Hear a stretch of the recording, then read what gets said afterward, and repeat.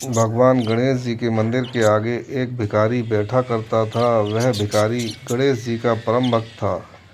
उस भिखारी के एक बेटी थी। बेटी की उम्र लगभग 12 साल होगी। एक दिन की बात है, भगवान शंकर और माता पार्वती दोनों गणेश जी के मंदिर में घूमने के लिए आ रहे थे। उस समय बेटी अपने पिता के साथ मंदिर के बाहर बैठी थी।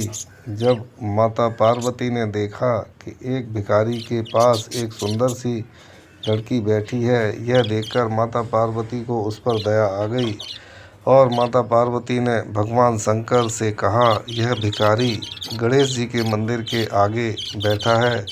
यह गणेश जी का परम भक्त है और इसका पूरा जीवन भीख मांगते बीत गया। और ये देखो, इसकी एक सुंदर सी बेटी भी है। आप भोलेनाथ हो, इसका कुछ कीजिए। यह देखकर भोलेनाथ मुस्कुरा दिए और बोले, आज ही गणेश जी से कहकर इसकी दरिद्रता दूर करवाते हैं। ऐसे बात करते हुए भगवान शंकर और माता पार्वती दोनों गणेश जी के मंदिर में पहुंच गए। गणेश जी ने माता पिता को प्रणाम किया। जिस समय भगवान शंकर, भगवान गणेश और माता पार्वती आपस में बात कर रहे थे, तभी एक लालची सेठ मंदिर में घूमने आया हुआ था और वह छुपकर उनकी बात सुनने लगा। और भगवान शंकर ने गणेश जी को कहा, आपके मंदिर के आगे जो ये एक भिखारी अपनी बेटी के साथ बैठा है, इसकी दरिद्रता दूर कर दो।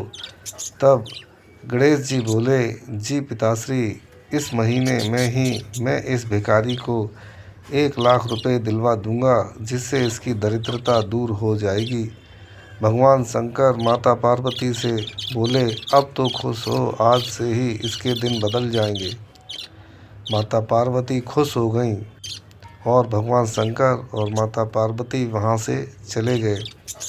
लालची सेठ जो सारी बातें सुन रहा था, अब उसके दिमाग में लालच जाग गया और वह उस भिखारी के पास जाकर बोला, मैं तुम्हें देख रहा हूँ कि तुम्हारा सारा जीवन भगवान के मंदिर के बाहर बैठे बैठे बीत गया, इसीलिए मैं सोच रहा हूँ कि क्यों न तुम्हारी कुछ मदद की जाए।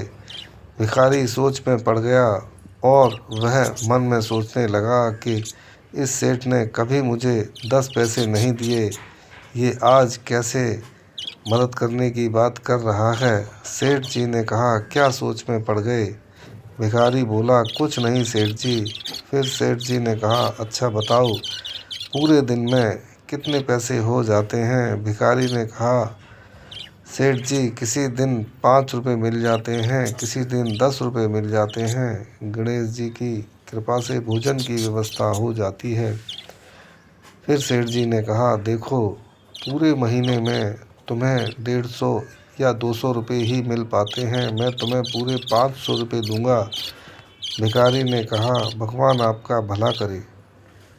सेठ जी बोले, वो तो ठीक है, परंतु बदले में इस पूरे महीने की भीख में जो कुछ मिले वह रोज़ मुझे चाहिए।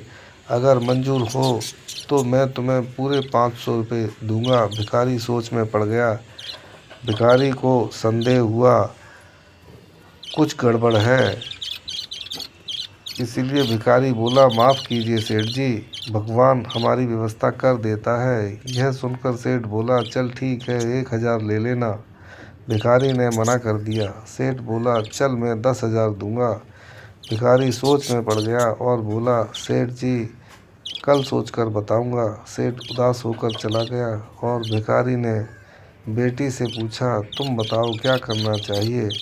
बेटी बोली, पिताजी, बात कुछ हजम नहीं हो रही। कुछ तो बात है जो ये सेठ इतना पीछे पड़ रहा है। अगले दिन सेठ फिर आ गया और बोला, क्या सोचा तुमने? भिखारी बोला, क्षमा करें सेठ जी, हमारी गुजर हो रही है। पैसे बढ़ाते बढ़ाते सेठ ने कहा, चल 50,000 रुपये दूंगा, पर तुझे 1 महीने तक जो भी भीख की कमाई हो वो मुझे देनी पड़ेगी। सेठ ने सोचा कि 50,000 इसे दूंगा, फिर भी गणेश जी ने 1 महीने के अंदर 1 लाख रुपए देने की बात कही है, इसका मतलब फिर भी मुझे 50,000 रुपये बच जाएंगे।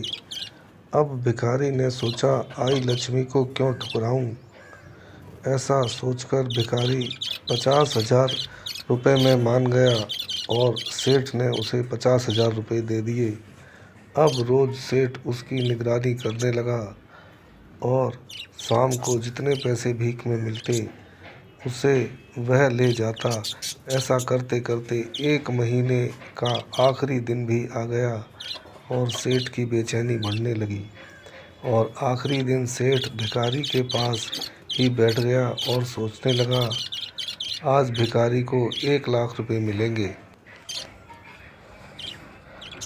कुछ देर बाद भगवान शंकर और माता पार्वती फिर गणेश जी के मंदिर में पहुंच गए और सेठ मंदिर में पहुंचकर दीवार से कान लगाकर उनकी बात सुनने लगा। भगवान शंकर ने गणेश जी से पूछा कि इस भिखारी को 1 लाख रुपए दिलवा दिए या नहीं। तब गणेश जी कहते हैं, जी पिताश्री, मैंने 50,000 रुपये तो दिलवा दिए हैं और बाकी 50,000 रुपये के लिए मैंने सेठ का कान दीवार से चिपका दिया है। अब जब तक ये बाकी 50,000 रुपये भिखारी को नहीं देगा तब तक इसका कान नहीं छूटेगा। अब भिखारी ने कान छुड़ाने की बहुत कोशिश की परंतु कान नहीं छूटा। अब सेठ ने अपने घर से 50,000 रुपये और मंगवाए और भिखारी को दे दिए, तब उसका कान छूटा। अब भिखारी भगवान शंकर, गणेश और पार्वती जी के चरणों में गिरकर माफ़ी मांगने लगा। तब भगवान गणेश ने कहा, लालच बुरी बला है। तुमने भिखारी को ठगने की कोशिश की, इसीलिए मैंने तुम्हारी गलत तरीके से की गई कमाई में से थोड़ा सा भिखारी को दिलवा दिए।